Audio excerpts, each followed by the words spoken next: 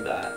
You remember this setup, right? It was kind of an emergency setup because I didn't really have a place of my own, but now I moved into my very own apartment. Yes, my very first and very own apartment. And I love it here. My neighbor's been playing My Baby Just Cares for Me for like 4 days now on the piano, and it's stuck in my head. With this video, I wanted to introduce a new segment on my channel which is called Storytime. You know, because I'm the kind of person who always gets into these really weird, funny, strange situations, and you know, I tell these stories to my friends over a drink at a bar, like wherever, and they're always like, you need to publish these stories somehow. So that's what this segment is about. And today's story is set about a month ago when I entered Canada and I was applying for my work visa. Keep in mind that in the 9 hours before my arrival, I had been almost squished to death because this asparagus of a person had been given the middle seat. Also note that the guy that was sitting to the left of me was this obnoxious Toronto lawyer who was wearing a neck brace, and he was like yelling to the staff of the airplane really loud, and he was being really rude and like, I felt really uncomfortable. Anyway, so I was in line for the Canadian immigration, and yes,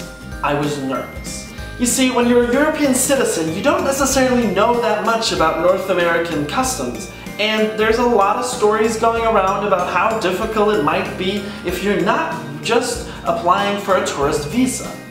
So I was in line and I started getting like clammy hands and my back was all sweaty and like I was holding everything and I was like trying to make a really good impression, but not too good of an impression, like I was too confident, but I also didn't want to seem like I was hiding something, but I wanted to be friendly, so I was like going through it in my mind, and I felt super confident at a certain moment until this very firm voice says, "Next, please!" You come to the realization that there's no one in front of you anymore, it's your turn, you shit your pants, and you drop all your stuff. So I walk up to the lady who had just urged someone to come forward, and I notice that she's sitting on a conspicuously high chair looking down on me, and I say, "Hi there, I'm applying for a work visa." Whereas in reality, it's probably more something like this.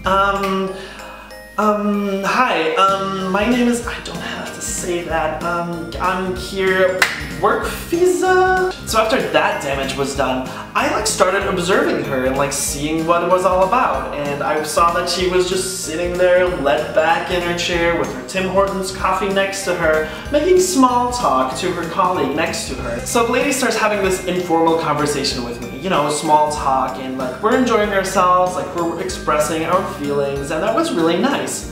Until her colleague in the booth next to her looks at me and compliments me on my accent, my English accent, because I'm not an English native speaker. Clearly having a problem accepting the compliment, as per usual, I tell them that my pronunciation is very good and I can do a really good accent, but like my grammar isn't always perfect and like I still need to work on it. I am the worst human being.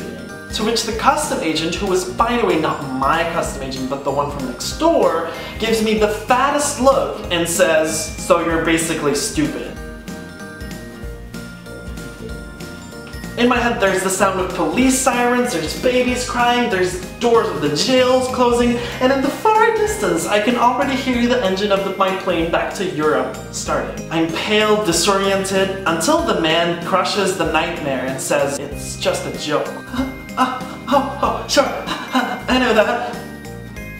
The lady in front of me tells me that I can't work with children and cannot become a stripper.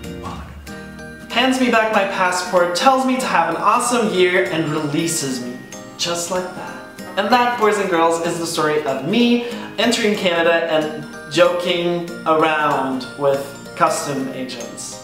If you like this video, please give it a thumbs up. If you like this segment, if you like the idea of it, let me know in the comments below. I have a bunch more stories that are way more awkward for me to tell up my sleeve, and actually I can't wait to tell you guys the stories, so I'll see you next time. But until then, live your life as if it's your biggest adventure ever. Bye!